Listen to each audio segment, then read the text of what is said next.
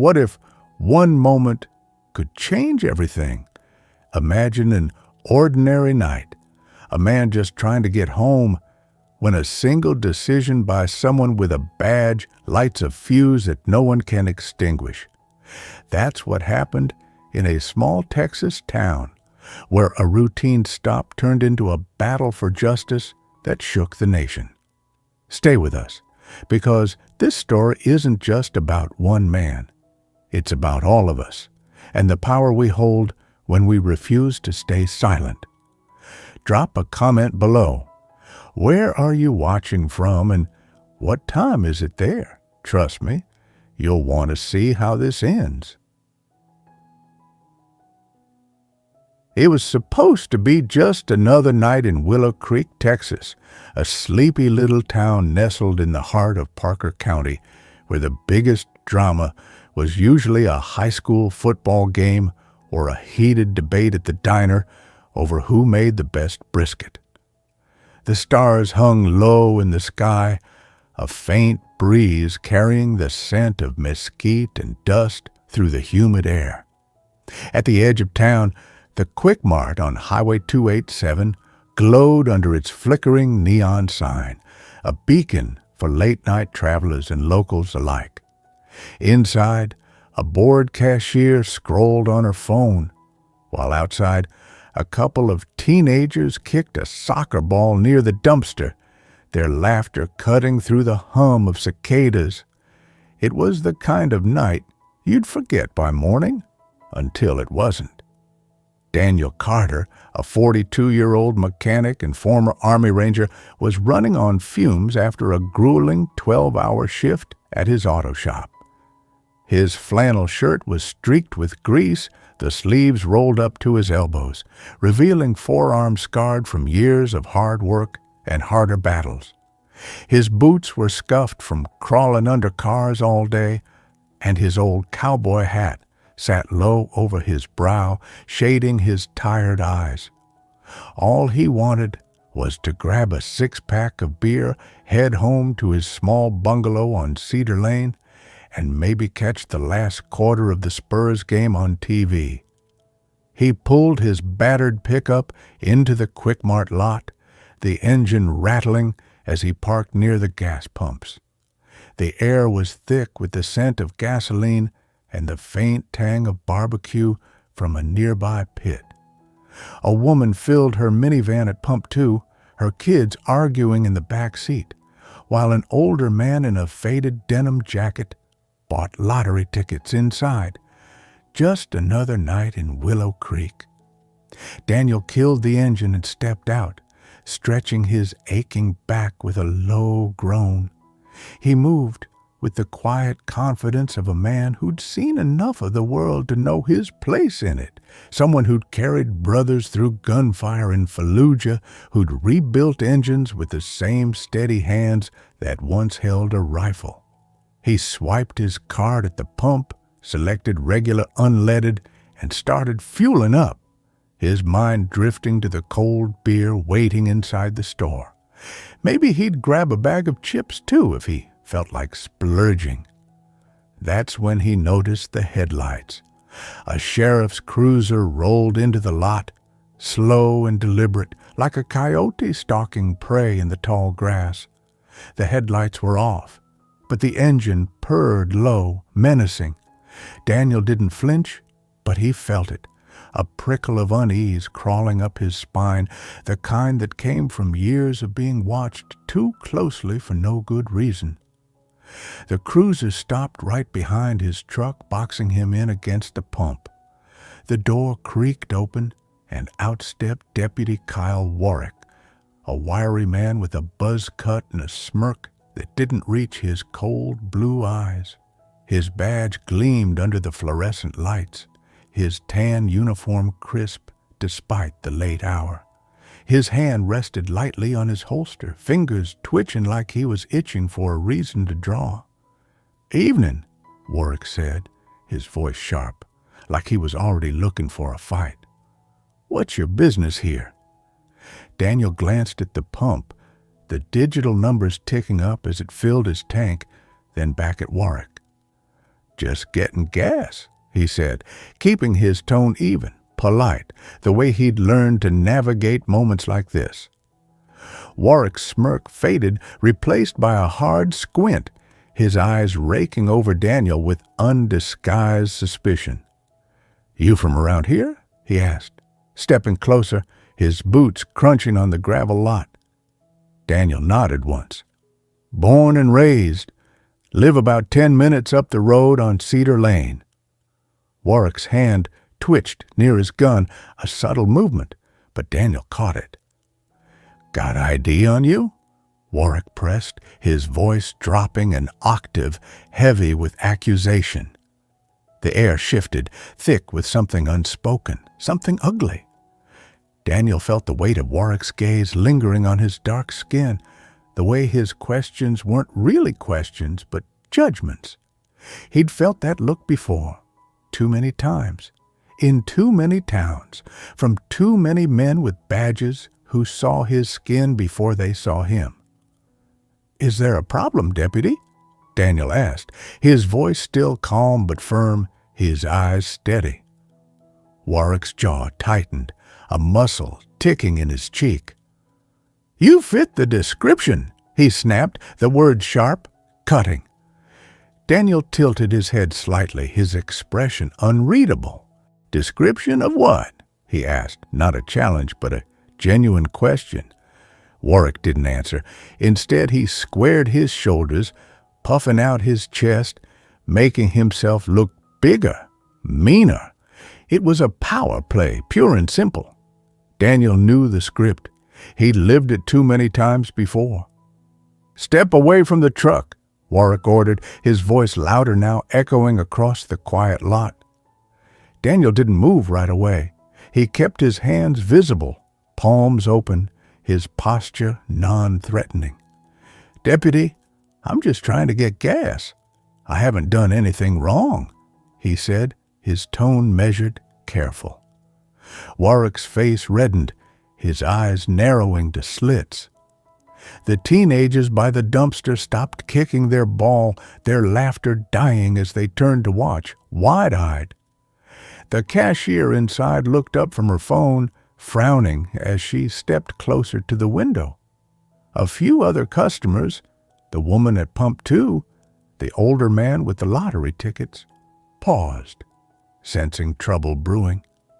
Daniel's instincts, honed by years in combat zones, screamed at him to diffuse this, to keep it from spiraling.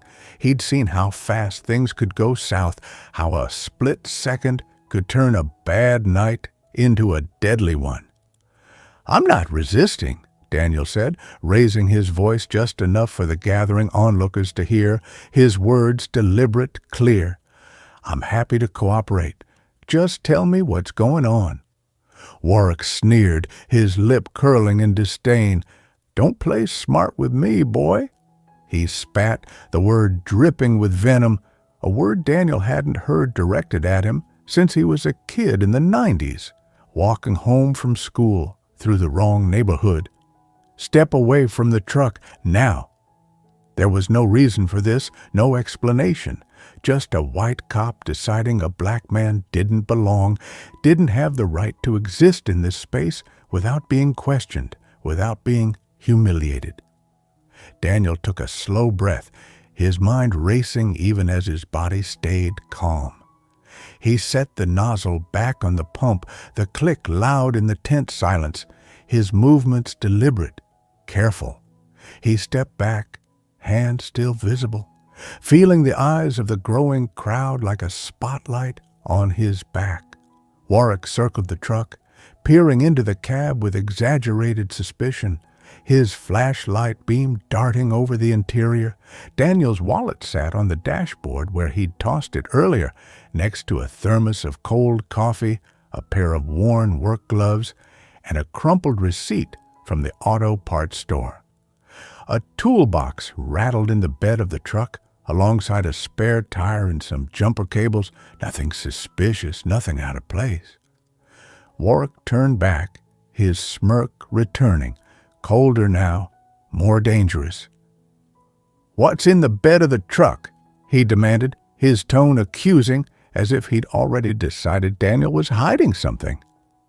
"Tools," Daniel said evenly, his voice steady despite the tension coiling in his gut. "Some jumper cables, a spare tire, that's it." Warwick stepped closer, his chest almost brushing Daniel's, his breath hot with the faint scent of tobacco. "I'm gonna need to search it," he said, his voice low, threatening. Daniel's pulse quickened, a steady thump against his ribs, but he kept his voice steady, his face impassive. "On what grounds, Deputy?" he asked, his tone calm but firm, the question hanging in the air like a challenge Warwick couldn't ignore. "Am I being detained?" Warwick's eyes narrowed, a flash of anger sparking in them. He didn't like being questioned, not like this, not by someone who wasn't supposed to push back, someone he'd already decided was less than him. He reached for his radio, his movements jerky, his voice tight. "Possible 1029, he muttered into the mic, his gaze never leaving Daniel, the code for a wanted person ringing hollow in the night air. Backup would be here soon, and Daniel felt the familiar chill settle deep in his gut, the kind that came from knowing how this could end if he wasn't careful, if the wrong deputy showed up, if the wrong word was said. He needed witnesses, protection, proof. Quietly, Daniel slid his phone from his pocket, his thumb finding the record button with the ease of muscle memory. The screen glowed faintly, the red dot blinking as it began to capture everything. "I'm not resisting," he said again, loud and clear, his voice steady for the cameras, for the crowd, for the world. "I'm asking for my rights to be respected." Warwick's lip curled in a snarl, his eyes darting to the phone, then to the crowd, now edging closer, their own phones out, recording, live streaming, sharing. He didn't like the cameras, didn't like the witnesses, didn't like the way this was slipping out of his control. "Turn around, hands behind your back," he barked, his voice rising, cracking with frustration. Daniel didn't move yet, his eyes locked on Warwick's, steady, unyielding. "What's the charge?" he asked, his voice as solid as bedrock, unshaken. "You're being detained for questioning," Warwick shouted, his voice echoing across the lot, his face flushed with anger, with desperation. The crowd murmured, shifting closer, their phones raised like shields. "For what crime?" Daniel pressed, his tone calm but relentless, each word a hammer striking at Warwick's crumbling authority. "You fit the description," Warwick snapped, louder now, his voice tinged with panic, with the realization that he was losing this fight in front of an audience. "What description exactly?" Daniel asked, his voice steady, cutting through the noise like a blade. Warwick's face turned a deeper shade of red, his hands trembling slightly as he reached for his cuffs. He was losing control, and he knew it, but pride, foolish, stubborn pride, drove him forward. "I'm not asking again," he snarled, his voice a growl, his hand yanking the cuffs from his belt. The tension was a living thing now, crackling in the humid Texas air, thick and choking. The cashier stepped outside, her phone up, recording, her hands trembling but her resolve firm. The teenagers moved closer, their voices sharp with indignation. "He's just getting gas, man!" One of them, a lanky kid in a red cap, shouted, his voice cracking with youth and anger. The woman by the minivan called out, "This is wrong! You can't do this!" Her voice shaking with outrage, her kids now silent in the back seat, watching wide-eyed through the window. Daniel could feel the weight of every camera, every eye, every whispered word of support. He raised one hand slowly, deliberately, his movements careful, controlled. "I'm complying under protest," he said, his voice ringing clear across the lot, a statement for the record, for the world. Warwick grabbed his wrists roughly, yanking them behind his back with more force than necessary, the cold steel of the handcuffs snapping shut with a sharp click. Daniel kept his face calm, his breathing even, but inside, a fire was kindling, a slow burn that had been building for years, for a lifetime. Because what Warwick didn't know, what no one here yet realized, was that Daniel Carter wasn't just a mechanic, wasn't just a tired man trying to get home after a long day. He was a force, a man forged in the crucible of war, a man who'd led missions in the deserts of Iraq, who'd carried wounded soldiers through gunfire, who'd stared down death and walked away stronger. He was a man who'd sworn an oath to protect, to serve, to fight for what was right, even when the battlefield was a gas station parking lot in a small Texas town. And soon, Warwick would learn exactly who he'd just crossed. The cuffs bit into Daniel's wrists, the metal cold and unyielding as Warwick shoved him against the side of the truck, the steel hot against his cheek from the lingering heat of the Texas sun. The quick-mart lot had gone eerily quiet, the kind of silence that presses down like a weight, heavy with anticipation. The teenagers weren't joking anymore, their soccer ball forgotten as they stood frozen, phones raised, recording every second. The cashier stood just outside the door, her hands trembling as she held her phone steady, her eyes wide with a mix of fear and defiance. Even the hum of the gas pump seemed to fade, as if the night itself was holding its breath, waiting to see what would happen next. Warwick's voice cut through the silence, sharp and aggressive, a man trying to reclaim control he'd already lost. "You're under investigative detention. Stop resisting," he barked, his words echoing across the lot, hollow and unconvincing. Daniel wasn't resisting, hadn't resisted once. He stood still, his breathing slow and steady, feeling the crowd's eyes like a shield, their presence a lifeline. The humiliation washing over him wasn't new. He'd felt it before, in small glances, in whispered slurs, in the way he'd been followed in stores as a teenager, the way he'd been pulled over for routine checks more times than he could count. But tonight, it burned deeper, sharper, a wound that refused to stay buried. "I'm not resisting, Deputy," Daniel said, his voice loud enough for every phone to catch, every ear to hear. "You're detaining me without cause." Warwick ignored him, his hands rough as he patted down Daniel's pockets, yanking out his keys, a small pocket knife, and a folded invoice from a client at the shop, a brake job for Mrs. Henderson's old Chevy.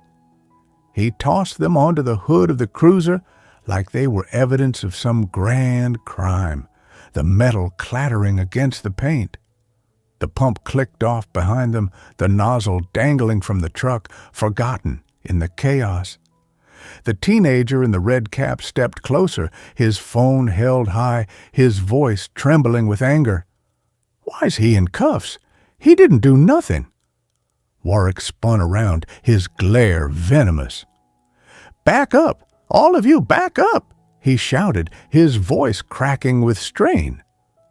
But the crowd didn't budge. Someone muttered, "This is bullshit," and a ripple of agreement spread like wildfire, voices rising in indignation. Warwick turned back to Daniel, his face flushed red under the harsh fluorescent lights, sweat beading on his forehead despite the cooling night air. "Name," he demanded, his tone sharp, accusing.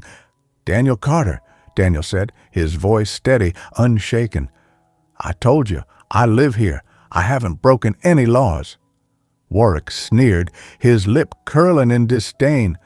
"You think you get to decide that?" he snapped, his voice dripping with contempt. Daniel didn't answer.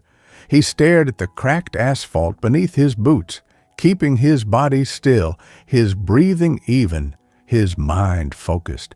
He knew how fragile this moment was.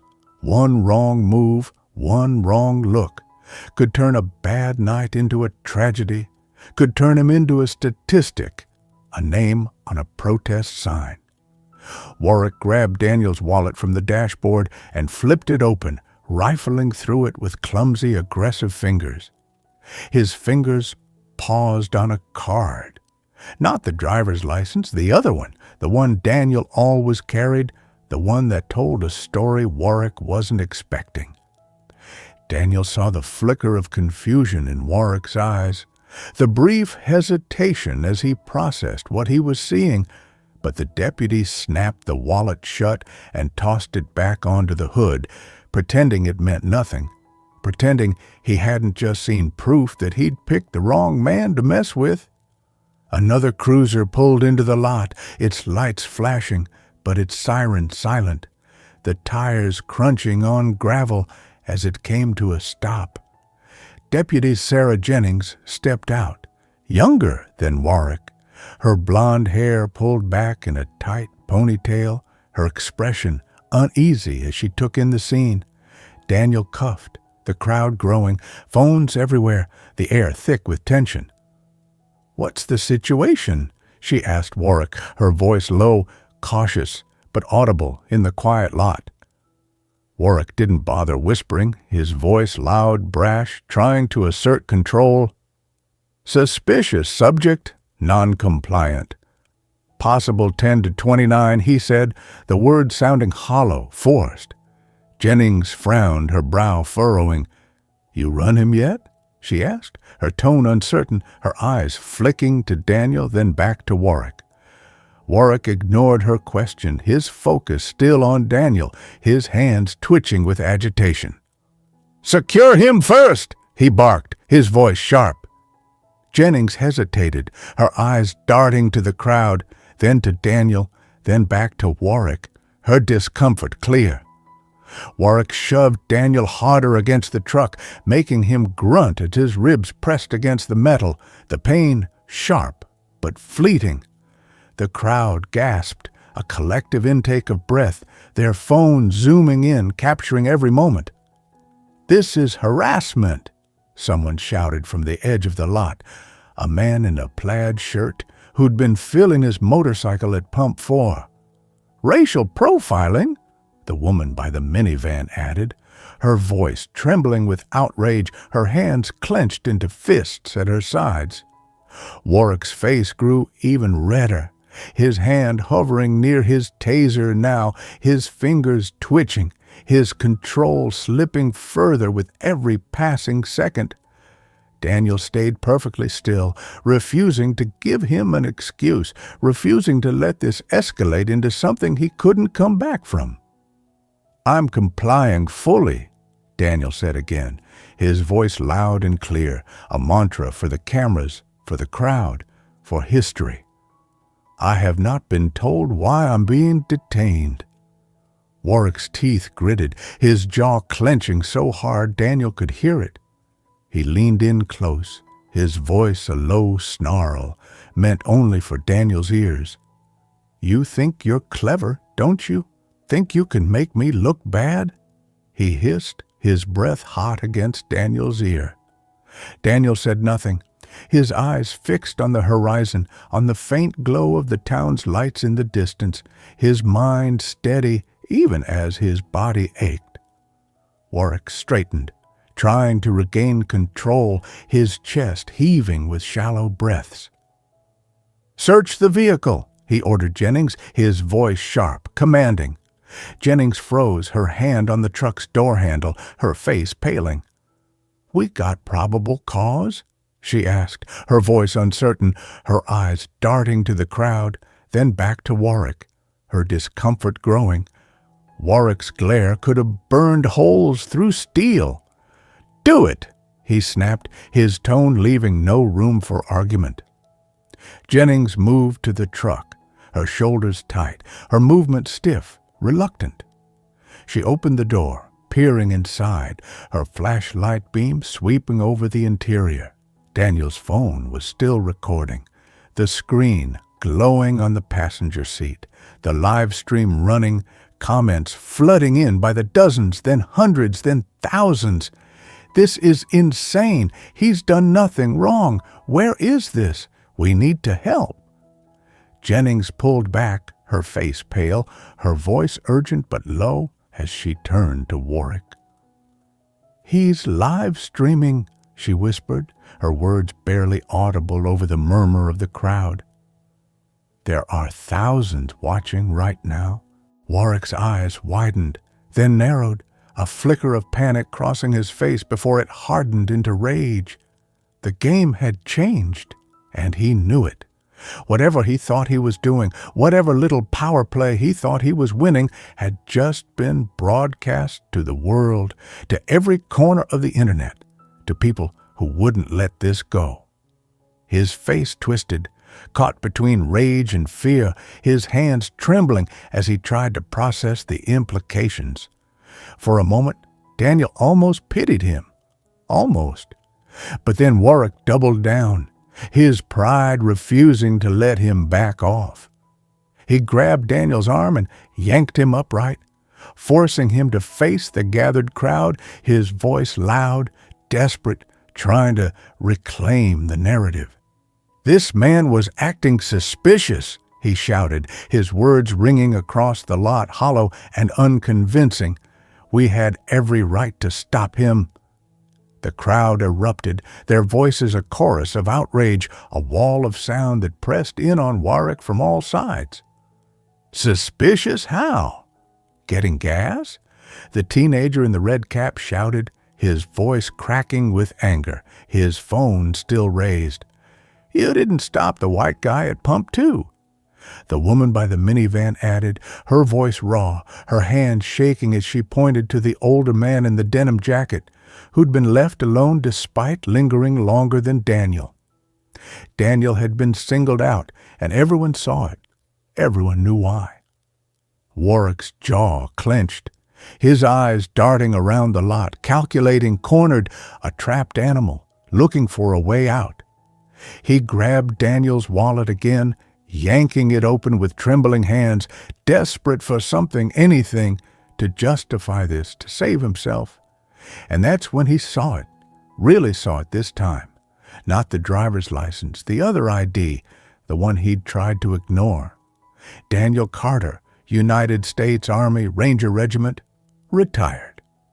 Warwick froze, the card trembling in his hand, his face blank with shock, with the dawning realization of just how badly he'd miscalculated. But it was too late. The phones were still rolling, the crowd was still watching, and Daniel Carter, standing tall despite the cuffs digging into his wrists, was about to show the entire world exactly who he was and exactly who Kyle Warwick had just picked a fight with. For a heartbeat, the world seemed to stop spinning, the tension so thick it was almost suffocating. Warwick stood there, holding the Army Ranger ID like it was a live grenade, his mouth opening and closing, but no words coming out, his face pale under the harsh fluorescent lights. The crowd leaned in, sensing something had shifted, something monumental. Phones lifted higher, fingers tapped screens, zooming in on Warwick's trembling hands, on the ID that told a story he couldn't erase. Daniel didn't say a word. He didn't need to. His silence was louder than any shout, heavier than any protest, a testament to the strength he carried, the strength Warwick had underestimated. Finally, Warwick shoved the ID back into the wallet, his hand shaking so badly he nearly dropped it, his jaw clenched so tightly the veins in his neck bulged. "He's still suspicious," he muttered, but the words were weak, hollow, a desperate attempt to cling to a narrative that was already unraveling. The crowd exploded, their voices a tidal wave of outrage, of disbelief, of raw, unfiltered anger. "You serious right now?" The teenager in the red cap shouted, his voice breaking with fury. "That's a damn Army Ranger you're messing with." A man in a plaid shirt bellowed, his fists clenched at his sides. "Uncuff him!" The woman by the minivan screamed, her voice raw with emotion, her kids now pressed against the window, watching their mother stand up for a stranger. Warwick's face burned a deep, furious red, his control slipping away like water through his fingers. He wasn't used to losing. Not like this, not in front of an audience, not with a black man standing tall at the center of it, refusing to break, refusing to bow. Deputy Jennings looked like she wanted to melt into the pavement, her eyes darting between Daniel, the crowd, and Warwick, her hands fidgeting nervously at her sides, her face pale with the realization of just how badly this was going. Warwick waved a hand, trying to swat the tension away like a buzzing fly, his movements jerky, desperate. "Everybody back up," he shouted, his voice cracking with strain. "Back up!" But no one moved. No one blinked. The cashier took a bold step closer, her voice shaking with adrenaline but firm with resolve. "You detained a veteran without cause," she said, her words cutting through the noise like a knife. "Man, you're about to lose everything." Warwick's hand hovered near his taser again, not drawing, not yet, but close enough to make the entire crowd stiffen, a collective flinch running through the bystanders like a wave. Danielle's voice cut through the tension, calm, steady, commanding, the voice of a man who'd led soldiers through chaos, who'd faced death and walked away.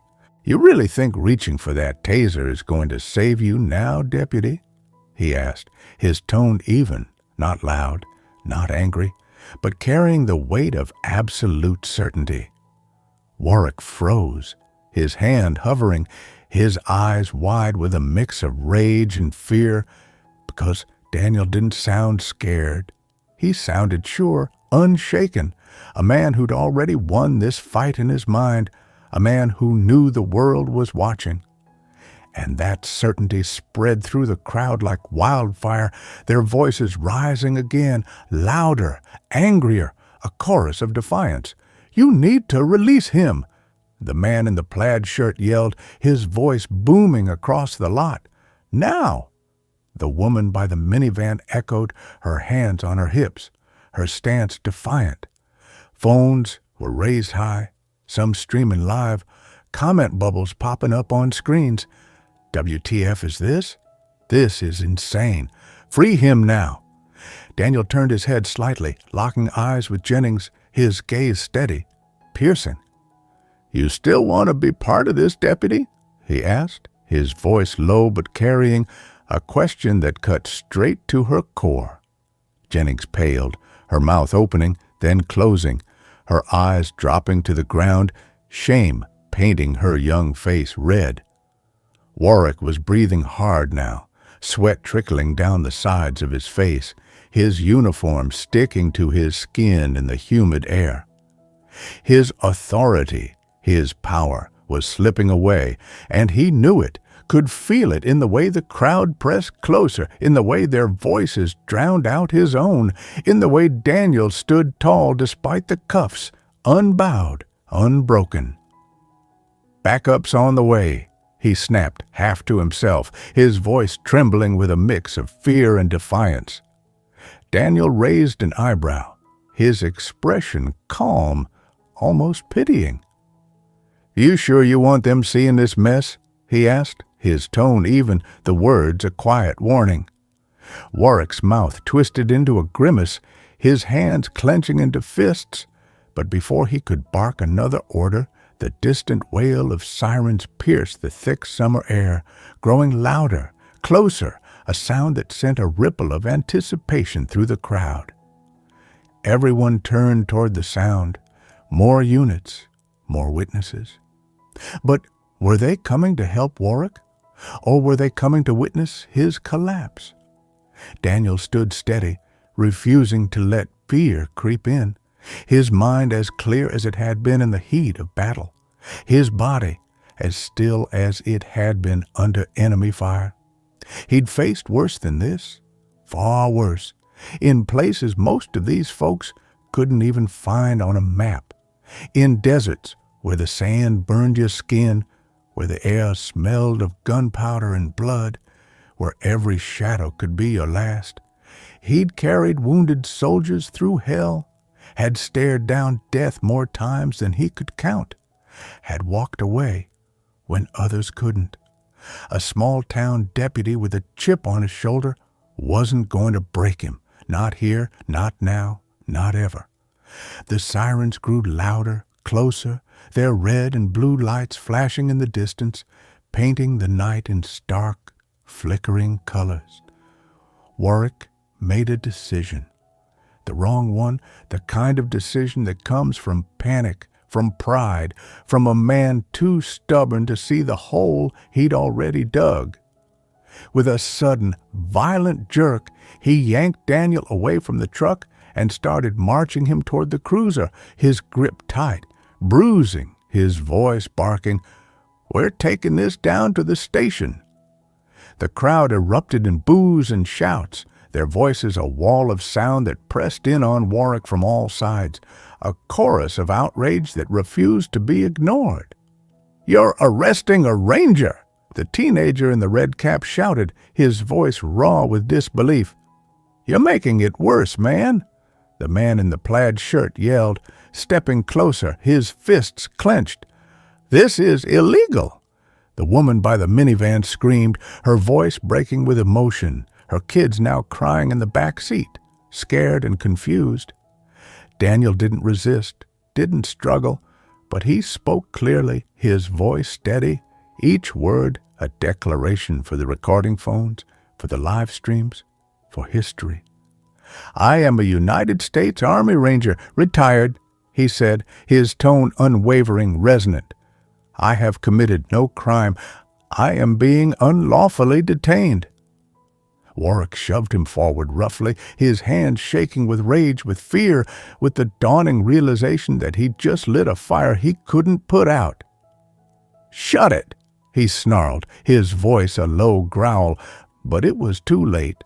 The crowd surged forward, not physically touching the deputies, but close enough to make Warwick sweat harder, close enough to make him feel the weight of their anger, their defiance, their power. And then the cavalry arrived, not the kind Warwick had been hoping for, not the kind that would save him. A black and white patrol SUV screeched into the lot, its lights flashing, but its siren off, the tires kicking up gravel as it came to a stop. Out stepped a woman, tall, commanding, radiating authority in a way that made Warwick look small, insignificant. Lieutenant Carla Ruiz, the highest-ranking officer on shift tonight, a woman known in Parker County for her no-nonsense approach, her sharp mind, her unyielding commitment to fairness. Her dark hair was pulled back into a tight bun, her uniform crisp, her eyes blazing with a fury that made the air around her crackle. She strode toward the scene with purpose, her boots loud against the asphalt, her presence silencing the crowd for a moment, their shouts fading to murmurs as they watched, waited. "What the hell is going on here?" Ruiz sparked, her voice sharp, cutting through the tension like a blade, her eyes taking in the scene with a single, sweeping glance. Daniel cuffed, the crowd simmering with anger, the sea of phones capturing every second, the air thick with the scent of gasoline and outrage. Warwick froze mid-step, his hand still gripping Daniel's arm, his face paling under Ruiz's glare. "Suspicious subject, ma'am. We are, detaining for questioning," he stammered, his voice trembling, his bravado gone, replaced by the stammering uncertainty of a man who knew he'd been caught. Ruiz's dark eyes narrowed, her gaze sharp enough to cut glass. She took in Daniel's calm posture, the cuffs on his wrists, the crowd's fury, the phones, the tension so thick it was practically vibrating in the air. "Suspicious of what?" she demanded, her voice low, dangerous, the kind of tone that brooked no nonsense, no excuses. Warwick faltered, his mouth opening, then closing, his hands trembling as he tried to find an answer, any answer that would justify this, that would save him. Before he could stammer out another lie, Daniel spoke, his voice calm, steady, authoritative, the voice of a man who'd commanded soldiers, who'd led missions, who'd never backed down from a fight.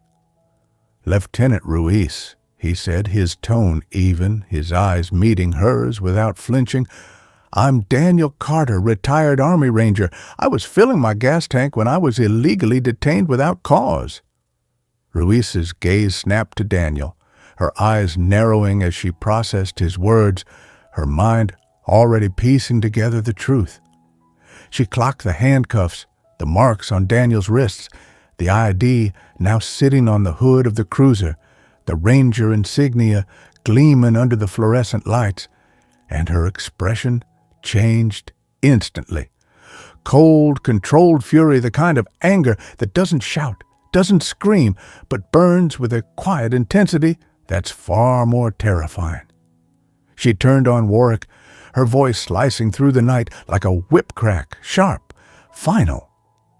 "Uncuff him," she ordered, her tone leaving no room for argument, no space for defiance. Warwick blinked, his mouth dropping open in shock. "But, Lieutenant," he started, his voice trembling, desperate. "Uncuff him now," Ruiz snapped, her command a blade, her eyes boring into Warwick's, her authority absolute. Warwick's hands trembled visibly as he fumbled with the keys, his fingers clumsy, his face pale, his breath coming in short, shallow gasps. The cuffs clicked open, the sound loud in the tense silence, and Daniel pulled his wrists free, massaging them slowly, the faint red marks already blooming across his skin, a silent testament to the injustice he'd just endured. Ruiz stepped close to Warwick, her voice dropping to a lethal whisper, but loud enough for every phone to catch, loud enough for the crowd to hear, loud enough for the world to know. "If you think this is going away, Deputy, you're dumber than you look," she said, her words ice cold, each one a nail in Warwick's coffin.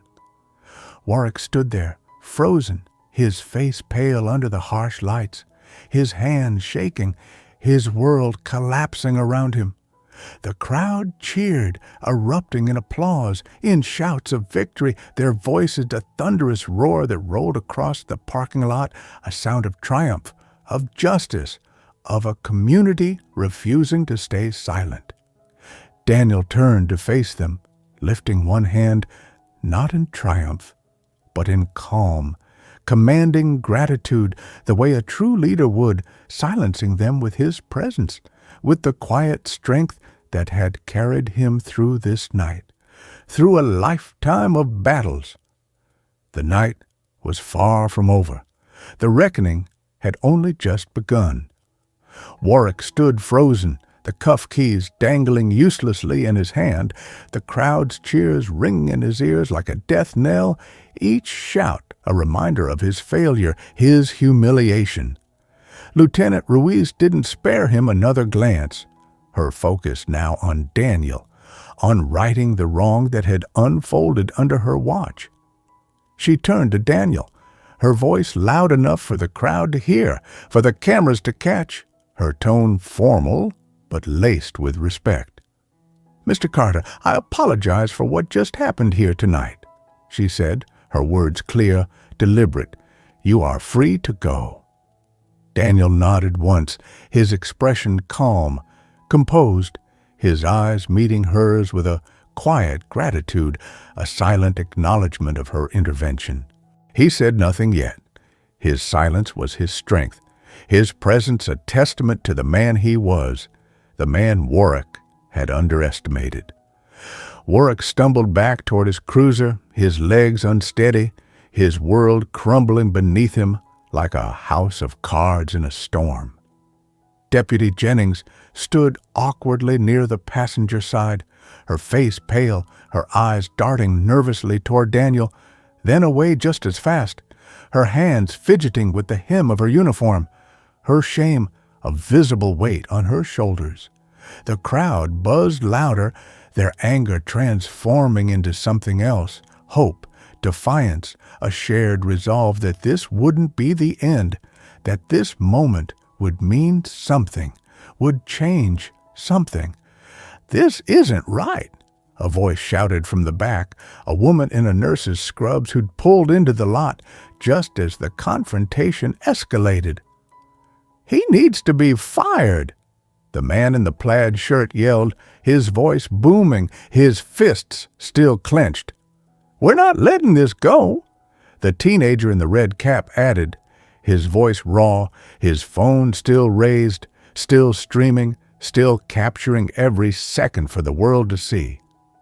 Ruiz raised a hand to calm them, her expression grim but resolute, her mind already racing with the implications of what had just happened, with the knowledge that this wasn't just about one deputy, one night, one man.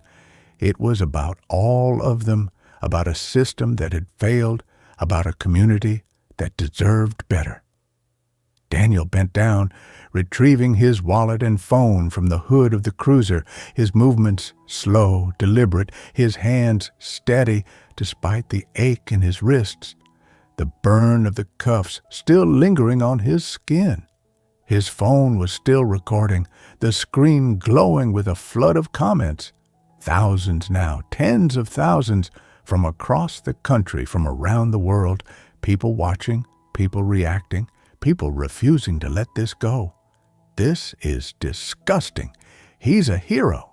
We need justice." He didn't shut it off, not yet. The world needed to see every second of this, needed to witness the truth, needed to know that this wasn't over. He slipped the phone back into his pocket and finally turned to face the crowd, his eyes sweeping over them, taking in their faces, young, old, angry, hopeful, united. "Thank you," he said, his voice carrying over the restless murmuring, cutting through the noise like a beacon, steady, strong, for standing up, for not turning away. The woman in the denim jacket, the one who'd shouted for Warwick to uncuff him, raised her fist high, her eyes shining with tears, with pride. "You're a hero," she shouted, her voice breaking with emotion. Daniel shook his head gently, his expression soft but firm. "No, I'm just a man," he said, his tone humble, grounded, the words resonating with a quiet power. "But tonight proves that when enough people refuse to stay silent, the truth wins." The crowd cheered, a ragged but powerful sound that rolled across the parking lot, echoing against the low concrete walls of the Quick Mart, a sound of triumph, of unity, of a community finding its voice. Warwick flinched at the noise, his shoulders hunching, his world, the little bubble of control he thought he had, collapsing fast, leaving him exposed, vulnerable, alone. Ruiz turned sharply toward Warwick, her voice slicing through the commotion like a blade, her eyes blazing with a fury that made him shrink back. "Deputy Warwick, you are suspended, effective immediately," she said, her tone cold, final, each word a hammer striking the final nails into his career. "Surrender your weapon and badge." The words hit harder than any punch, harder than any shout, a public declaration of his failure, his shame. The gas station went dead silent again, the crowd holding its breath, watching, waiting. Warwick's mouth opened in shock, his eyes wide, his face paling further, a sheen of sweat glistening on his skin. But, Lieutenant," he stammered, his voice trembling desperate, a man grasping at straws that weren't there. "No buts," Ruiz snapped, her voice sharp, unyielding. You just unlawfully detained a retired Army Ranger on camera. You endangered a civilian. You endangered this entire department's reputation. Hand them over now." Warwick's hand shook visibly as he unclipped his gun from its holster, his fingers trembling so badly he nearly dropped it, the metal clattering softly as he set it gingerly on the cruiser's hood. Then, slower, with an expression of pure defeat, he removed the star-shaped badge from his chest, the symbol of his authority, the thing he'd hidden behind for years, and laid it beside the weapon, the metal glinting under the lights, a silent testament to his fall. The phones caught every second, every tremble, every bead of sweat sliding down his reddened face, every flicker of shame in his eyes. It wasn't just a suspension. It was a public humiliation, a reckoning, a moment that would follow him for the rest of his life. Warwick stood there, empty-handed, staring down at the symbols of his lost authority, like he could somehow will them back onto his chest, like he could undo the last 20 minutes, the last 10 years, the choices that had led him here. But the damage was done, irreparable, undeniable. Daniel crossed his arms over his chest, standing firm, his expression calm, his presence a stark contrast to Warwick's unraveling. He didn't gloat, didn't smile, didn't need to. The truth was enough. The crowd was enough. The cameras were enough. Ruiz turned back to Daniel, her voice more formal now, her tone softened with respect, with an acknowledgment of the wrong that had been done. "Sir, would you like to file a formal complaint?" she asked, her words clear, deliberate. "We'll open an internal affairs investigation immediately." Daniel tilted his head slightly, considering, his eyes sweeping over the crowd, over the faces watching him, waiting to see what he would do next, what he would say.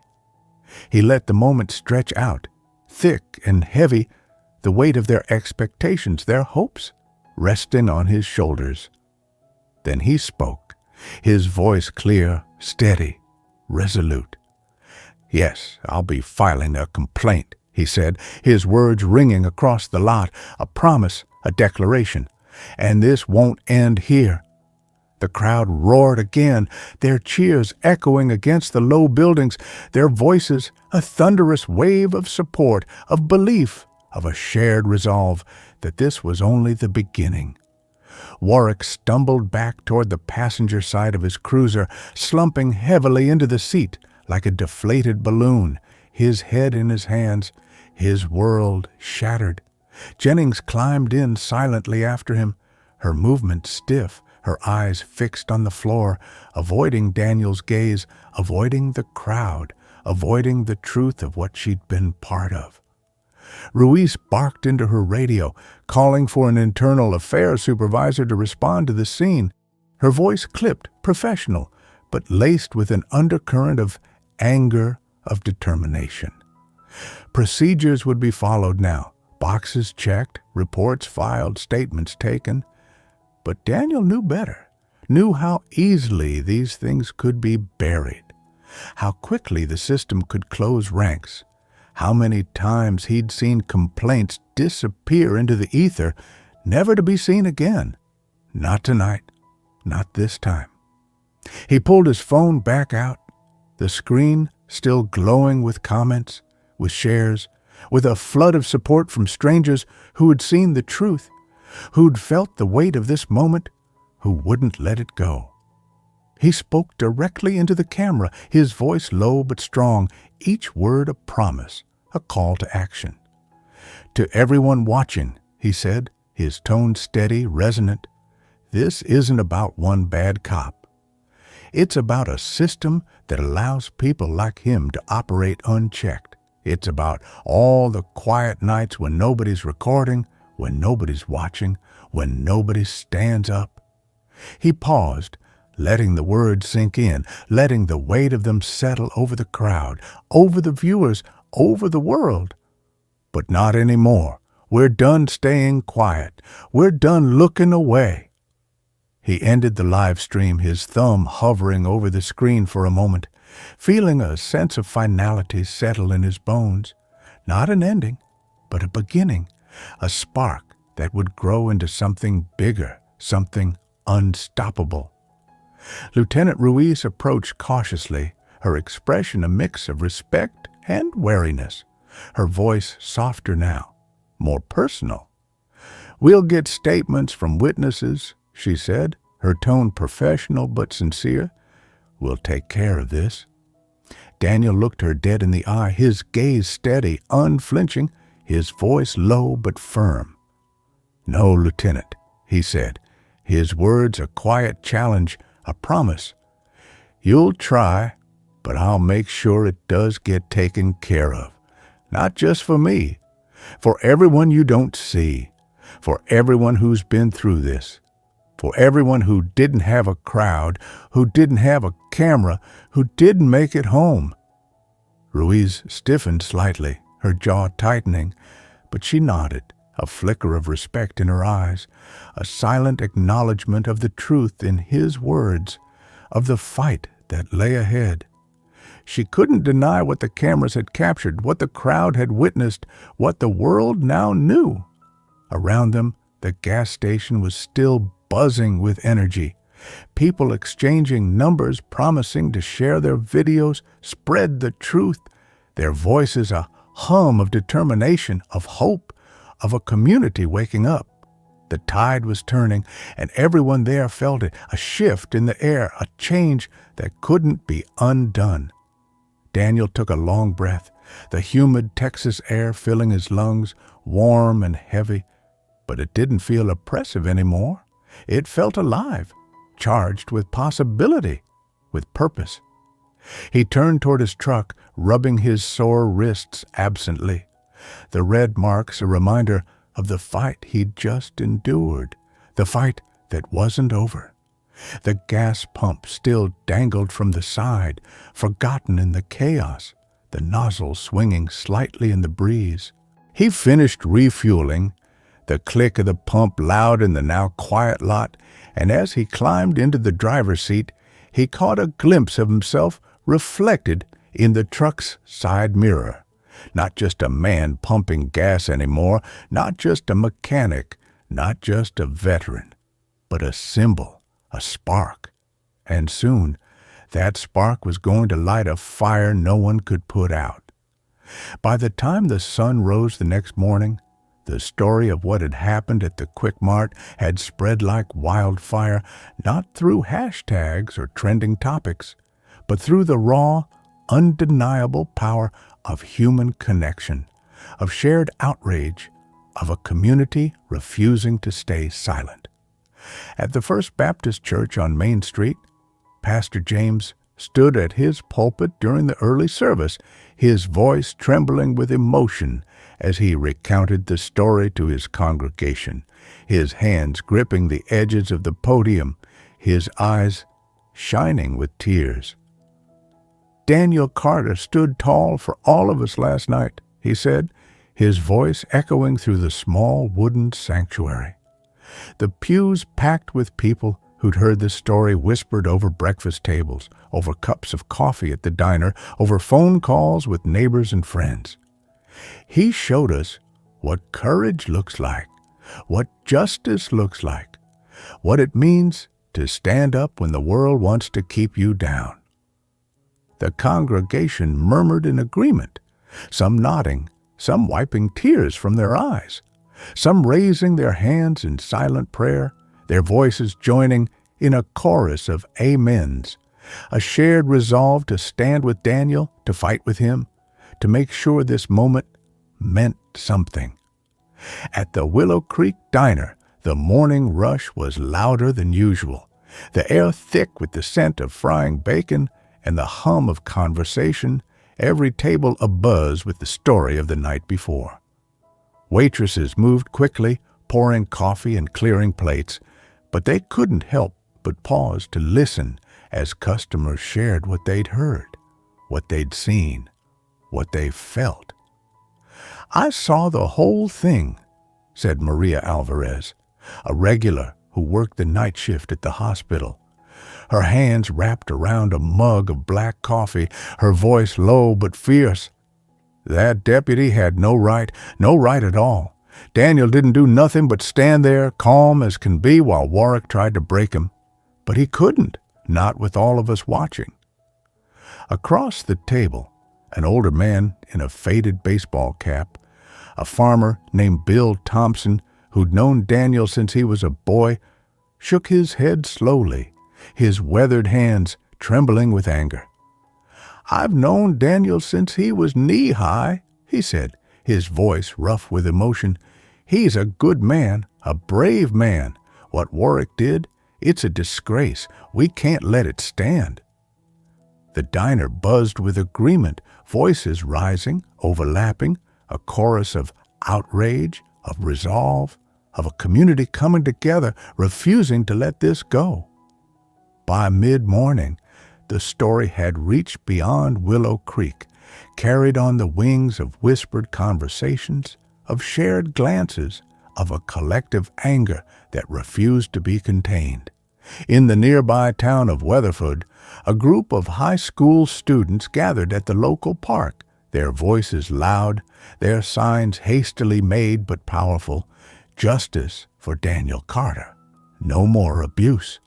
Their chants echoing through the quiet streets, drawing curious neighbors out of their homes, pulling strangers into the fold, a ripple that grew into a wave that grew into a storm.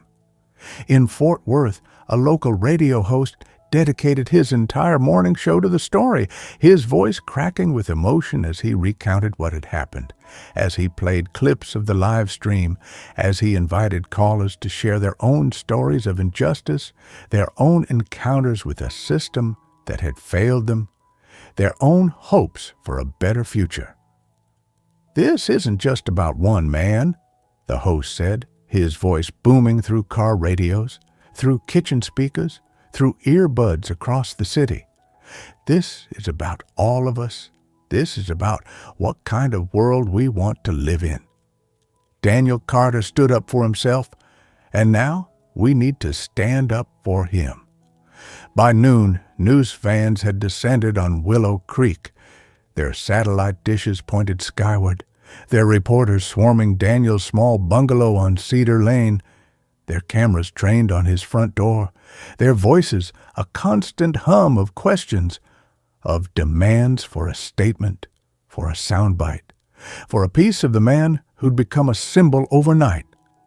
Daniel ignored them, the curtains drawn, the door locked, his focus elsewhere. He sat at his kitchen table, a cold cup of coffee in front of him, the morning sun streaming through the window, casting long shadows across the worn wooden floor. His phone buzzed relentlessly, calls from numbers he didn't recognize, voicemails from reporters, messages from friends, from strangers, from people who'd seen the videos, who'd heard the story, who wanted to help, who wanted to fight.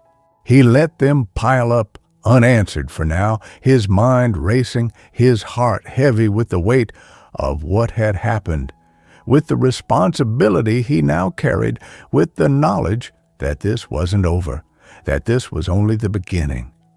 His small bungalow felt too small for the storm brewing outside, for the role he'd been thrust into, for the movement that was already taking shape around him. The walls were lined with memories, photos of his army days on the mantel, a faded quilt his grandmother had made draped over the couch, a stack of unpaid bills on the counter, a reminder of the life he'd been living just yesterday, a life that felt 1,000,000 miles away now. He thought about his father, a quiet man who'd worked 2 jobs to keep the lights on, who'd taught him what it meant to stand tall, to keep going, to never let the world break you, no matter how hard it tried. He thought about his mother, a school teacher who'd spent her life fighting for her students, who'd marched in protests in the 60s, who'd told him stories of the civil rights movement, of the power of a community united, of the strength it took to stand up when everyone else wanted to sit down. He thought about his brothers in arms, the men he'd fought beside in Iraq, the men he'd carried through gunfire, the men who'd carried him, the men who'd never made it home. And he knew with a certainty that settled deep in his bones that he couldn't walk away from this, couldn't turn his back on the fight, couldn't let this moment slip away, not when so many people were counting on him, not when so many people needed him to stand up, to lead, to show them the way. So he started making calls, his voice steady, his mind clear, his purpose unshaken. He called his old army buddies, men like Marcus Doc Evans, who'd patched him up after a firefight in Fallujah, who'd gone on to become a lawyer fighting civil rights cases in Dallas. Men like Jamal Carter, his cousin, who'd served with him in the Rangers, who'd lost a leg to an IED but never lost his fire, who now ran a community center in Houston. He called community leaders he'd known since he was a kid. Pastor James, whose sermons had always carried a quiet call for justice. Maria Alvarez, the nurse who'd seen too many victims of abuse in her ER, who'd stood up for him at the Quick Mart, who'd never backed down from a fight. He called the teenagers who'd recorded the whole thing, the kid in the red cap whose voice had cracked with anger, whose bravery had sparked this movement, whose generation deserved a better world than the one they'd been given. Together they planned, not just a protest, not just a march, but a movement, a reckoning, a demand for change that couldn't be ignored, couldn't be buried, couldn't be silenced. By evening, the first rally was set at the county courthouse in Weatherford, the heart of Parker County, the place where laws were made, where justice was supposed to live, where the people would gather to demand something better. Daniel stood on the courthouse steps that night, the setting sun casting a warm golden glow over the crowd, their faces a sea of determination, of hope, of anger that had finally found its voice.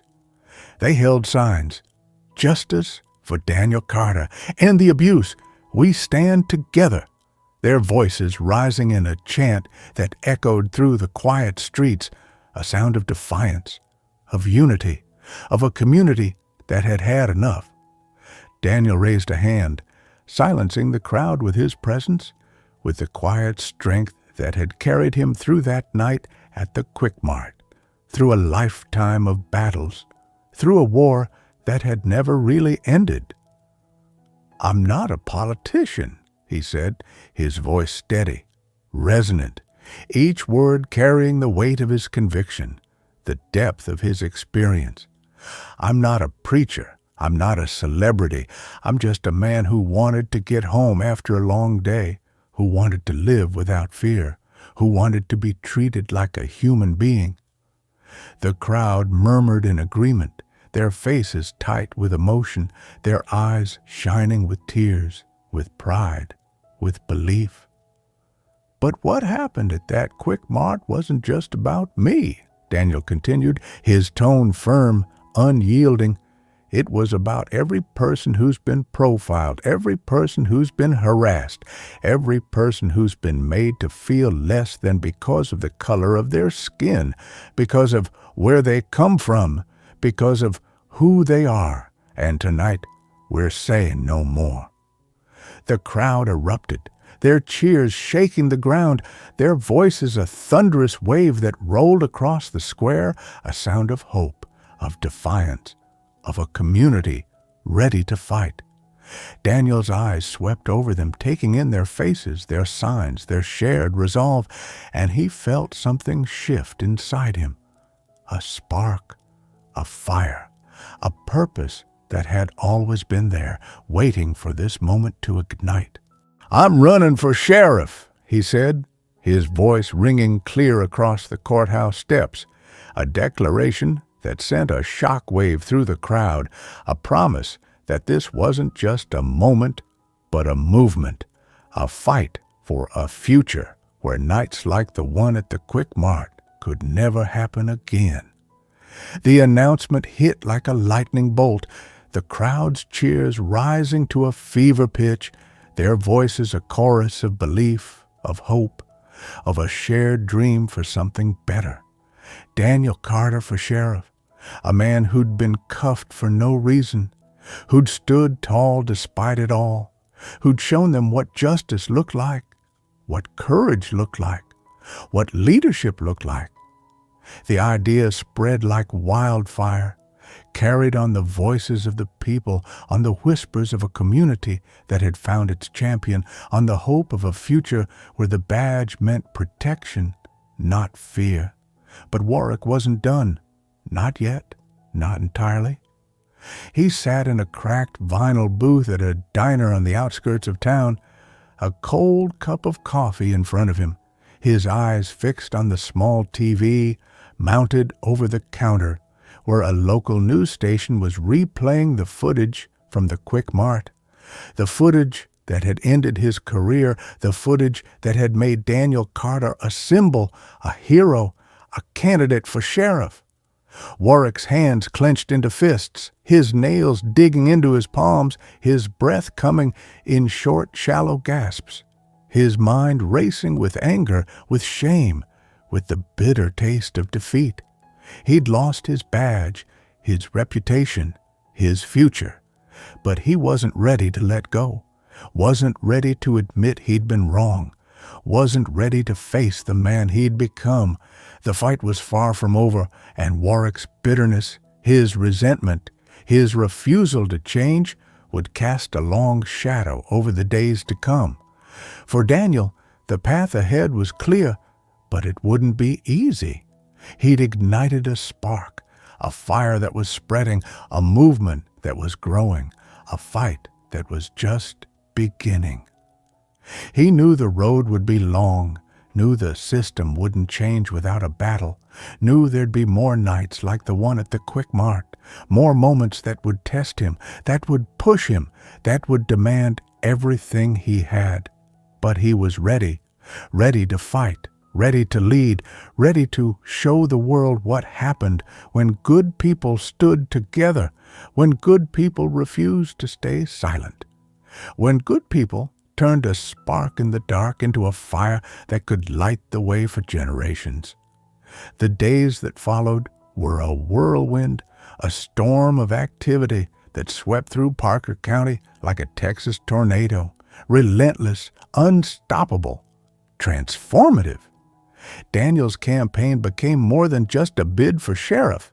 It became a movement, a rallying cry for justice, for accountability, for a future where no one had to live in fear of the people sworn to protect them. His auto shop remained the heart of the operation, its small gravel lot now a bustling hub of volunteers, their voices a constant hum of energy, their hands busy with signs, with flyers, with phone calls to every corner of the county. They worked late into the night, fueled by coffee and conviction, their laughter and chatter mixing with the chirping of crickets, the glow of string lights casting long shadows across the pavement. Maria Alvarez took charge of organizing rallies, her voice steady as she directed volunteers, her eyes bright with a fire that seemed to grow with every passing day. "This isn't just about Daniel," she told a group of new volunteers one evening, her hands on her hips, her voice carrying over the hum of activity. "This is about all of us. This is about making sure our kids, our neighbors, our friends don't have to go through what he did." At the edge of the lot, Pastor James stood with a group of church members, their heads bowed in prayer, their voices a soft murmur as they asked for strength, for guidance, for justice. The pastor's hands trembled slightly, not with fear, but with emotion, with the weight of a moment he knew would change his town forever. "Lord, give Daniel the courage to lead," he prayed, his voice steady despite the tears in his eyes. Give us the wisdom to follow, the strength to fight, the heart to heal. The group whispered, Amen, in unison, their voices a quiet promise, a shared resolve to stand with Daniel to see this through, to make sure this moment wasn't just a flash in the pan, but a lasting change, a legacy for their children, for their children's children. Meanwhile, Daniel moved through the county like a man possessed, not with anger, but with purpose, with a quiet, unshakable determination that drew people to him like moths to a flame. He spoke at diners, at churches, at community centers, at high school gymnasiums, his voice steady, his words simple but powerful, cutting straight to the heart of what mattered. I'm not here to tear down the sheriff's department, he said at a packed town hall in Weatherford, his flannel shirt rolled up to his elbows, his eyes meeting those of every person in the room. I'm here to rebuild it better, stronger, fairer. I'm here to make sure every deputy knows they answer to you, to this community, to the people they swore to serve. The crowd erupted in applause, their cheers shaking the bleachers, their voices a chorus of belief, of hope, of a shared dream for a future where nights like the one at the Quick Mart were a distant memory. But it wasn't just the crowds that felt the shift. Even the deputies in the sheriff's department, those who'd stayed silent, who'd looked the other way, who'd enabled men like Warwick for years, began to feel the ground move beneath their feet. Some resisted, their whispers bitter, their resentment a quiet poison as they clung to the old ways, to the power they'd abused for too long. But others, like Lieutenant Ruiz, saw the writing on the wall, saw the change coming, and chose to be part of it rather than be crushed by it. Ruiz became an unexpected ally, her voice steady as she spoke at a department meeting the week after the leak, her eyes hard but honest as she faced her fellow officers. We can't keep doing things the way we've always done them, she said, her tone firm, unyielding. Not after what happened, not after what the world saw. We either change or we get left behind. A few officers shifted uncomfortably in their seats, their faces tight with resentment, but others nodded, their expressions thoughtful, their minds turning over the truth in her words, the reality of a department that had to evolve or die. For Daniel, the campaign was a marathon, a grueling test of endurance, of will, of heart. He spent his days shaking hands, listening to stories, hearing the pain of people who'd been hurt by the system, who'd been ignored, who'd been silenced. There was Mrs. Henderson, the elderly woman whose Chevy he'd fixed just last month, her voice trembling as she told him about her grandson, a bright kid who'd been harassed by deputies for years, who'd stopped leaving the house out of fear. You give me hope, Daniel, she said, her wrinkled hands gripping his, her eyes shining with tears. You make me believe things can be different. There was Jamal Carter, his cousin, who drove up from Houston to join the campaign, his prosthetic leg a constant reminder of the sacrifices they'd both made, his voice fierce as he rallied volunteers, his fire undimmed by the years, by the pain, by the battles they'd fought together. We've been through hell, you and me, Jamal told him one night, the two of them sitting on Daniel's porch, the stars bright overhead, the air thick with the scent of cedar and dust. But this fight right here, this is why we made it out. This is why we're still here. And there were the kids, the teenagers who'd been at the Quick Mart that night, the ones who'd recorded the whole thing, who'd shouted for Warwick to stop, who'd refused to stay silent. The boy in the red cap, whose name was Ethan, became a regular at the campaign headquarters, his energy boundless, his voice loud as he handed out flyers, as he spoke at rallies, as he told anyone who'd listen about the night that changed everything. "I saw a hero that night," Ethan said at a high school assembly, his voice cracking with emotion, his hands gripping the microphone, his eyes shining with pride. "I saw a man who didn't back down, who didn't break, who stood up for what was right even when it could have cost him everything. That's why I'm voting for Daniel Carter the second I turn 18. That's why we all should." But for every step forward, there were challenges, obstacles, moments that tested Daniel's resolve, that reminded him just how deep the rot went, just how hard the fight would be. The sheriff's department didn't go down without a fight. Those loyal to the old guard, to the way things had always been, pushed back hard, their voices loud, their tactics dirty. They spread rumors, whispered lies, tried to paint Daniel as a radical, as a troublemaker, as someone who'd tear down everything they'd built. They dug into his past, looking for anything they could use, anything they could twist. But Daniel's life was an open book, a book of hard work, of sacrifice, of honor, a book they couldn't rewrite no matter how hard they tried. And the harder they pushed, the more they exposed themselves, the more they showed the county, the world, exactly why Daniel's fight mattered, exactly why change was needed. One night, as Daniel was locking up the shop after a long day of campaigning, a brick came crashing through the window, the glass shattering with a sound like a gunshot, the shards scattering across the concrete floor like 1,000 tiny stars. Daniel ducked instinctively, his military training kicking in, his heart racing as he scanned the darkness outside, his hands clenched into fists, ready for a fight. Scrawled on the brick in sharp black marker was a single word: traitor. The message was clear, the threat undeniable, but Daniel didn't flinch, didn't waver. He called the police, not the sheriff's department, but the state troopers, men he knew he could trust, and filed a report, his voice steady, his resolve unshaken. By morning, the story had spread, the brick a symbol of the old guard's desperation, of their fear, of their inability to stop what was coming. Volunteers showed up with brooms, with plywood, with paint, their hands busy as they cleaned up the mess, as they boarded up the window, as they painted a new sign over the door.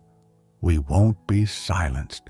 The act of vandalism meant to break them only made them stronger, only fueled their fire, only proved Daniel's point, that the system was scared, that the system was broken, that the system needed to change. As election day drew closer, the energy in Parker County reached a fever pitch, the air crackling with anticipation, with hope, with the weight of a moment that would define the future. Daniel's opponent, the incumbent sheriff, a man who'd been in office for 20 years, who'd built his career on the old ways, on the status quo, on the kind of quiet corruption that had let men like Warwick thrive, tried to paint himself as the voice of stability, of tradition, of law and order. But his words rang hollow, his promises empty, his record a testament to the failures Daniel was fighting to fix. The people of Parker County weren't fooled. They'd seen the truth. They'd felt the change. They'd found their voice. And they weren't going back. The night before the election, Daniel stood on the steps of the county courthouse, the same steps where he'd announced his candidacy, the same steps where he'd promised to fight, to lead, to change.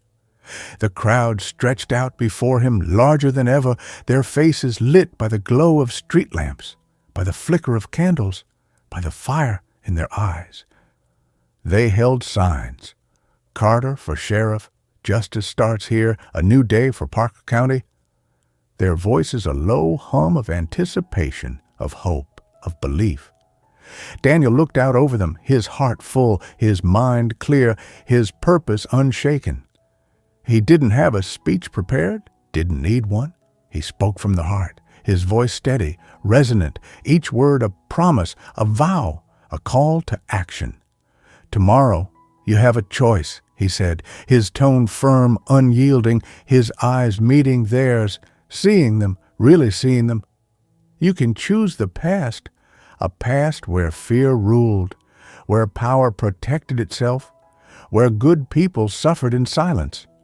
Or you can choose the future, a future where every citizen is respected, where every deputy is accountable, where justice isn't just a word but a way of life. The crowd erupted, their cheers shaking the ground, their voices a thunderous wave that rolled across the square, a sound of hope, of determination, of a community ready to take a stand. I've spent my life fighting for what's right, Daniel continued, his voice rising over the noise, steady, strong. In the deserts of Iraq, in the streets of this county, in the heart of this community. And I'm not done fighting, not now, not ever. So tomorrow, I'm asking you to fight with me, to vote for a future we can all believe in, to show the world what happens when good people stand together, when good people refuse to stay silent. The crowd roared again, their applause a tidal wave, their voices a chorus of belief, of hope, of a shared dream for something better. Daniel stepped back, raising one hand in gratitude, his expression calm but resolute, his heart full of the weight of their trust, of their hope, of the responsibility he carried. He didn't sleep that night, couldn't sleep. The adrenaline, the anticipation, the weight of the moment keeping him awake, his mind racing with memories, with hopes, with the knowledge that tomorrow would change everything, one way or another. Election day dawned bright and clear, the Texas sun rising over the rolling hills of Parker County, casting long shadows across the quiet streets, the air thick with the scent of dust and possibility.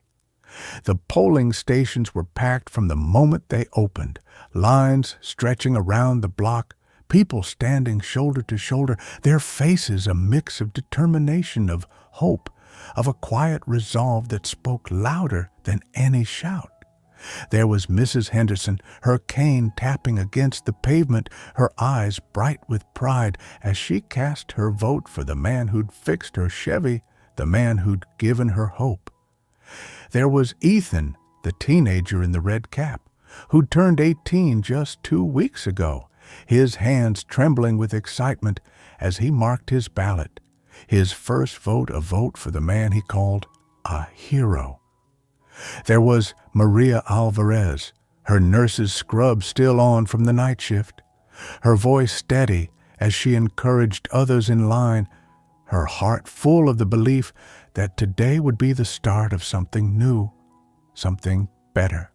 By the time the polls closed, the air was electric, the tension palpable, the weight of the moment pressing down on everyone in Parker County, on everyone watching from across the state, across the nation, across the world.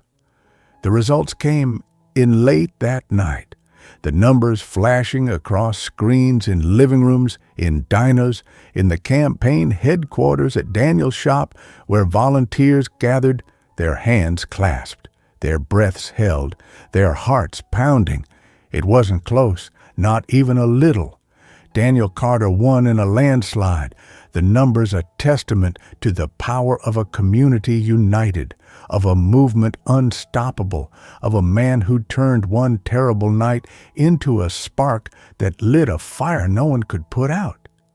The celebration at the shop was deafening, the cheers echoing into the night, the air filled with laughter, with tears, with the sound of hope taking root, growing, thriving. Volunteers hugged each other, their faces wet with tears of joy, their voices hoarse from shouting, their hearts full of the knowledge that they'd done this, that they'd changed their world, that they'd made history. Daniel stood at the center of it all, his expression calm, but his eyes shining with gratitude, with pride, with the weight of the responsibility he now carried. He raised a hand to quiet the crowd, his voice steady, resonant, each word a promise, a vow, a call to action. "This isn't the end," he said, his tone firm, unyielding, his eyes meeting theirs, seeing them, really seeing them. "This is just the beginning. We've got work to do, hard work, real work, the kind of work that changes lives, that rebuilds trust, that makes our community stronger, safer, better for everyone." The crowd cheered again, their voices a thunderous wave, their belief in him unshaken, their hope for the future brighter than ever. "I'm ready to get to work," Daniel continued, his voice rising over the noise, steady, strong. "And I know you are too.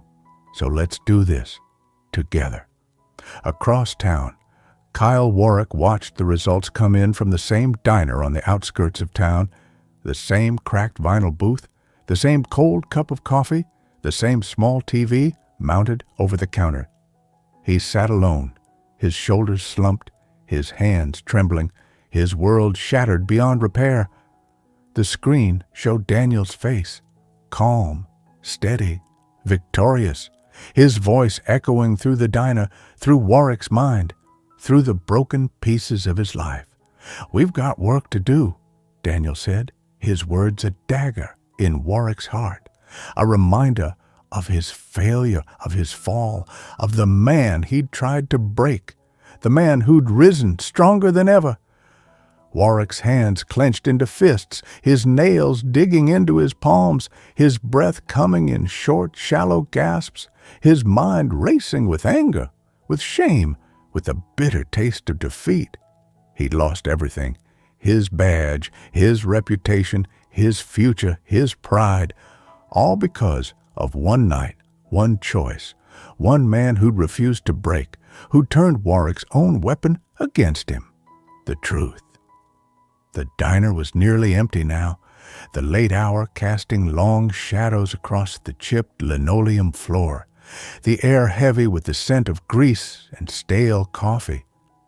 A lone waitress wiped down the counter, her eyes flicking to Warwick with a mix of pity and disdain, her movements slow, deliberate, as if she didn't want to disturb the wreckage of the man sitting in her booth. The TV looped the election results again, Daniel's face filling the screen, his voice steady, his words a promise to a community that had chosen him, that had believed in him, that had rejected everything Warwick stood for. Warwick couldn't look away, couldn't escape the reality of his defeat, couldn't unsee the man who'd taken everything from him, not through violence, not through anger, but through the quiet, unshakable strength of a community, united, a community that had seen the truth and refused to look away. Warwick's hands unclenched, his fingers trembling as they reached for the cold coffee, the mug shaking in his grip, the liquid sloshing over the rim, staining the table, staining his hands, a fitting metaphor for the mess he'd made of his life. He'd thought he could fight back, thought he could rally the old guard, thought he could smear Daniel's name, drag him down, make him pay. But every move he'd made had backfired, every whisper of a rumor, every dirty trick only exposing his own corruption, his own failures, his own inability to change. The county had turned its back on him, the department had abandoned him, and now, sitting in this lonely diner, he had nothing left but the bitter taste of his own pride, a pride that had cost him everything. Meanwhile, at the campaign headquarters, the celebration continued into the early hours. the air filled with the sound of laughter, of music, of voices raised in joy, in hope, in the shared victory of a community that had found its strength, its voice, its future. Daniel stood among them, a quiet anchor in the storm of celebration, his flannel shirt still rolled up to his elbows, his cowboy hat resting on a nearby table, his eyes bright with gratitude, with purpose, with the knowledge that this was only the beginning. Maria Alvarez hugged him tightly, her tears soaking into his shirt, her voice choked with emotion as she whispered, "You did it, Daniel. You really did it." He hugged her back, his voice steady, warm. "No, Maria, we did it, all of us."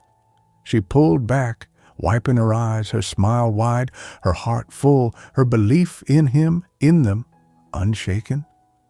Pastor James approached next, his hands clasped in front of him, his eyes shining with pride, with faith, with the weight of a moment he knew would echo for generations. "Sheriff Carter," he said, his voice trembling with emotion, the title a prayer, a blessing, a promise. "May you lead with the same courage you've shown us, the same heart, the same strength." Daniel shook his hand firmly, his grip steady, his voice low but resonant. "I'll do my best, Pastor," he said, his words a vow, a commitment, a promise to the man, to the community, to himself. "I'll make sure this badge means something good again." Ethan, the teenager in the red cap, pushed through the crowd, his eyes wide with excitement, his voice loud, unrestrained, the voice of a generation that had found its hero, its cause, its future. "We're going to make sure nobody forgets this, Sheriff Carter," he shouted, his hands cupped around his mouth, his grin infectious. "We're going to tell this story forever." The crowd laughed, their voices rising in agreement, their cheers a testament to the power of a story that had changed everything, a story that would live on in the hearts of Parker County, in the voices of its people, in the legacy of a man who turned a single night into a movement that would burn bright for years to come.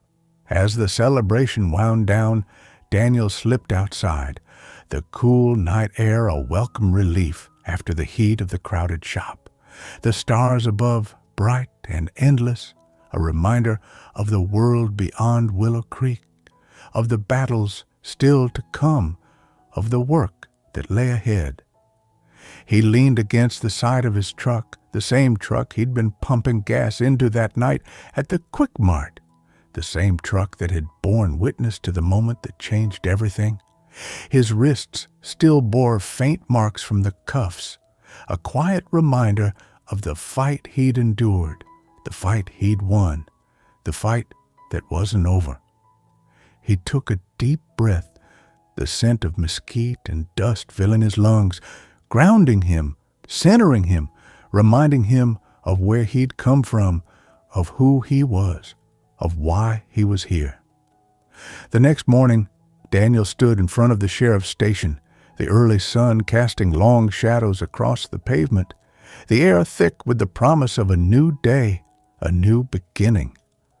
The star-shaped badge was pinned to his chest now, the metal gleaming in the sunlight, a symbol not of power, but of responsibility, of service, of a promise to the people of Parker County that he would protect them, that he would serve them, that he would never let them down. A small crowd had gathered, volunteers, friends, community members, their faces bright with hope, with pride, with the knowledge that they'd chosen the right man, the man who'd stood tall when others would have fallen, the man who'd shown them what justice looked like, what leadership looked like, what courage looked like. Lieutenant Ruiz stood at his side, her uniform crisp, her expression a mix of respect and determination, her voice steady as she addressed the gathered deputies, the ones who'd stayed, the ones who'd chosen to be part of this new era. "Sheriff Carter has my full support," she said, her tone firm, unyielding, her eyes meeting theirs, daring them to challenge her, to resist, to cling to the old ways. "We're here to serve this community, to protect every citizen, to uphold the law with fairness, with integrity, with honor. Anyone who can't get on board with that can turn in their badge right now." A few deputies shifted uncomfortably, their faces tight with uncertainty, but most nodded, their expressions resolute, their minds made up, their hearts ready to follow Daniel, to rebuild, to change. Daniel stepped forward, his boots loud against the pavement, his voice steady, resonant, each word a promise, a vow, a call to action. "I didn't take this job to sit behind a desk," he said, his tone firm, his eyes sweeping over the crowd, over the deputies, over the town that had become his battlefield, his home, his purpose. "I took it to make sure no one ever has to go through what I did that night at the Quick Mart. I took it to make sure every person in this county, black, white, young, old, rich, poor, can live without fear, can trust the badge, can believe in justice. We've got a long road ahead, but we'll walk it together. That's my promise to you." The crowd erupted in applause, their cheers echoing across the quiet street, their voices a chorus of belief, of hope, of a shared dream for a future where nights like the one at the Quick Mart were a distant memory, where the badge meant protection, not fear, where justice wasn't just a word, but a way of life. Daniel raised a hand in gratitude, his expression calm but resolute, his heart full of the weight of their trust, of their hope, of the responsibility he carried. He turned to Ruiz, his voice low, steady, a quiet command. "Let's get to work," he said, and she nodded, a flicker of a smile crossing her face, a silent acknowledgement of the man he was, of the leader he'd become, of the future they'd build together. Across town, Warwick packed up the last of his things, his small apartment now a maze of cardboard boxes, the walls bare, the air heavy with the weight of his defeat, his shame, his failure. He'd been ordered to leave Parker County, not officially, but the message was clear, the pressure from the community, from the department, from the world, too much to bear. He'd lost everything, and now he was running, fleeing the town he'd once thought he owned, the town that had rejected him, that had chosen Daniel Carter, that had chosen justice over corruption, hope over fear, the future over the past. As he loaded the last box into his car, the radio played a news report. Daniel's voice echoing through the speakers, steady, strong, a promise to the people of Parker County, a promise Warwick knew he'd keep. Warwick slammed the door shut, his hands trembling, his breath coming in short, shallow gasps, his mind racing with anger, with shame, with the bitter taste of defeat. He drove away, the town fading in his rearview mirror, a chapter of his life closing, a chapter he'd never escape, a chapter that would follow him forever. Months later, Daniel returned to the Quick Mart on Highway 287, the place where it had all started, the place where a single night had changed everything. It was late, the stars hanging low in the sky, the air thick with the scent of mesquite and dust, the hum of cicadas filling the night, a scene so familiar, yet so different now. The neon sign flickered above him, the same sign that had lit the night of his unlawful detention, the night he'd become a symbol, a spark, a leader. He parked his truck in the same spot, the engine rumbling to a stop, the headlights cutting through the darkness, illuminating the pump, the lot, the memories of a night that had changed his life, that had changed Parker County, that had changed the world. He stepped out, his boots crunching on the gravel, his sheriff's badge gleaming on his chest, a symbol of the change he'd fought for, the change he'd won, the change he'd promised to uphold. The cashier inside looked up, her face lighting up with recognition, with pride, with a smile that said everything without saying a word. She stepped outside, her hands on her hips, her voice warm, welcoming. "Sheriff Carter," she said, her tone filled with respect, with gratitude, with the weight of a moment that had come full circle. "Good to see you?" Daniel nodded, tipping his hat slightly, his voice steady, warm. "Good to see you too," he said, his words simple but heavy with meaning, with the shared history of a night that had changed everything.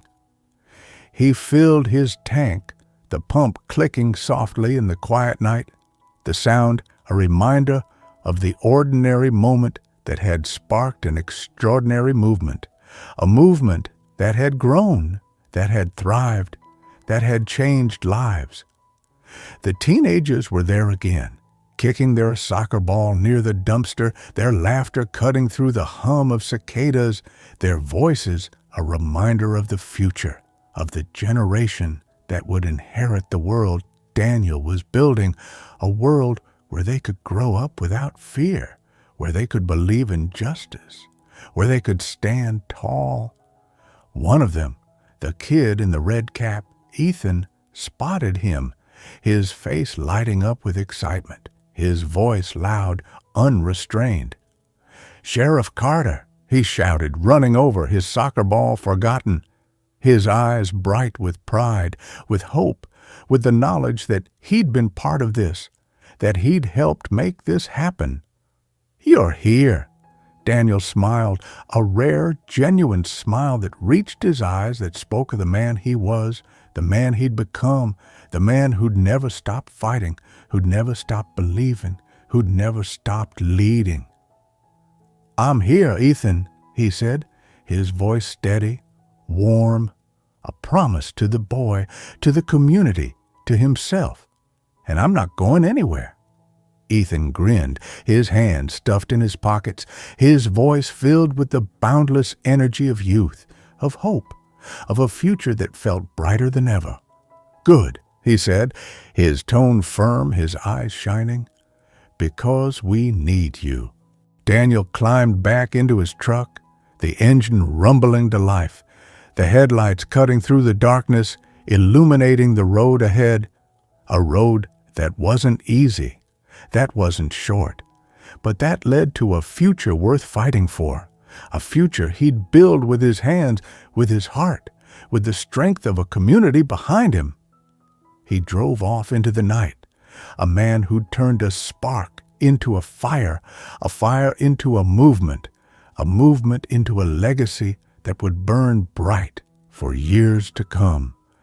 And somewhere, in the quiet corners of Parker County, in the hearts of the people who'd stood with him, who'd fought with him, who'd believed in him, that fire burned brighter still, a fire of hope, of justice, of a new day dawning, a day where every citizen could stand tall, where every voice could be heard, where every night could end with the promise of a better tomorrow.